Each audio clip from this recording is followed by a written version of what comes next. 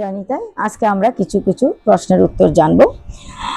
তো আপনারা কি জানেন নিমাইয়ের চরণে কি কি চিহ্ন আছে বা কি কি চিহ্ন ছিল শ্রী শ্রী নিমাই চৈতন্য মহাপ্রভু শ্রীচরণে? আসুন আমরা জানি আজকে সেটা। নিমাইয়ের চরণে 19টি চিহ্ন দেখা যায়।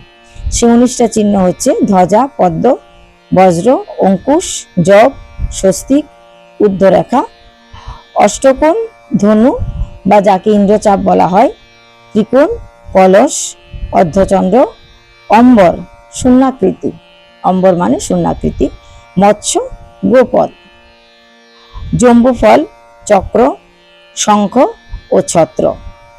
তো এই 19টা চিহ্ন চৈতন্য মহাপ্রভুর শ্রীচরণে লক্ষ্য করা যায় বা আমরা দর্শন করতে পাই। আপনারা কি জানেন মহাপুরুষের কয়টি লক্ষণ থাকে বা কয়টি লক্ষণযুক্ত মহাপুরুষ জন্মগ্রহণ করেন? 32টি লক্ষণযুক্ত হয়ে মহাপুরুষ জন্মগ্রহণ করেন, অর্থাৎ মহাপুরুষদের দেহে বা শরীরে 32টি লক্ষণ দর্শন করা যায়। আসুন আজকে আমরা জানি সেই সমস্ত লক্ষণের কথা। অঙ্গ: নাসা, ভুজ, চোয়াল, নেত্র এবং জানু দীর্ঘ থাকে, অর্থাৎ মহাপুরুষদের নাসা দীর্ঘ হয়, চোয়ালটা নেত্রটা দীর্ঘ হয়, জানুটা দীর্ঘ থাকে। 5টি অঙ্গ: ত্বক, কেশ, অঙ্গুলিপূর্ব, দন্ত ও রোম সূক্ষ্ম থাকে।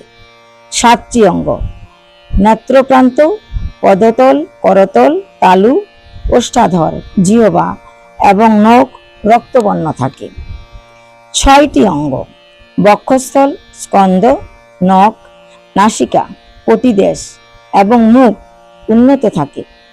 3টি অঙ্গ: গ্রীমা, জঙ্ঘা, জনেন্দ্রিয়, হর্ষ থাকে। 3টি অঙ্গ: কটিদেশ, ললাট, বক্ষস্থল বিস্তীর্ণ থাকে। 3টি অঙ্গ: নাভি, স্বর ও বুদ্ধি গম্ভীর হয়। তো এই সবগুলা মিলে 32টি লক্ষণ থাকে শ্রী মহাপুরুষদের শরীরে বা অঙ্গের। আসুন এবার আমরা আরেকটি কথা জানি, শ্রী রাধিকা ও চন্দ্রাবলীর মধ্যে কে শ্রেষ্ঠা ছিলেন? আমরা রাধারানীর জন্ম কথা জেনেছি, চন্দ্রাবলীর কথা এবং রাধারানীর কথা। বিন্ধ্যাচল পর্বতের পত্নীর গর্ভ থেকে তারা দুজন জন্মগ্রহণ করেন। তো তাদের মধ্যে কে শ্রেষ্ঠ, চন্দ্রাবলী কি রাধারানী? রাধারানী এবং চন্দ্রাবলী দুজনের মধ্যে রাধারানী হচ্ছেন শ্রেষ্ঠা। কেন? যেহেতু রাধারানী হচ্ছে মহাভাব স্বরূপিণী, রাধা থেকে কৃষ্ণ কখনো আলাদা নয় এবং কৃষ্ণ থেকে রাধা কখনো আলাদা নয়। সব গুণের দিক থেকে তিনি অতীব শ্রেষ্ঠা। কে? শ্রীমতী রাধারানী।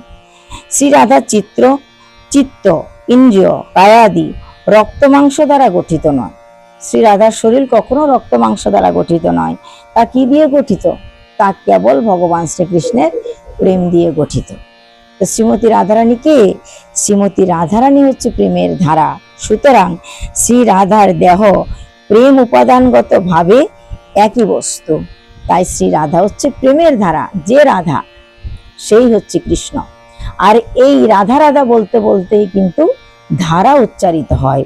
যে ধারা উপরের দিকে হয়, অর্থাৎ ভক্তিরাজ্যে আমরা প্রবেশ করি প্রথমে, তারপর ধীরে ধীরে ধীরে ধীরে ধীরে ধীরে উপরের দিকে আমরা উঠতে থাকি।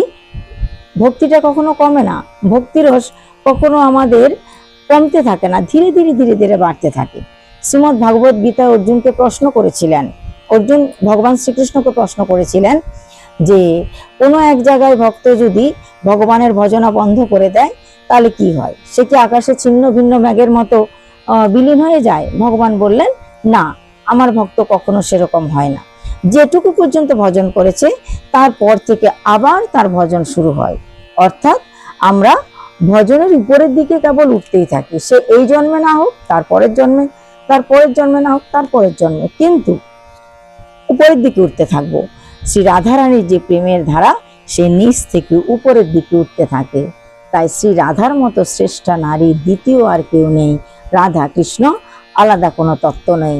অগ্নি থেকে তার তাপকে যেমন আলাদা করা যায় না, বরফ থেকে তার শীতলতাকে যেমন আলাদা করা যায় না, শক্তি থেকে শক্তিমানকে যেমন আলাদা করা যায় না, তেমনি রাধারানী থেকে কৃষ্ণকে কখনোই আলাদা করা যায় না।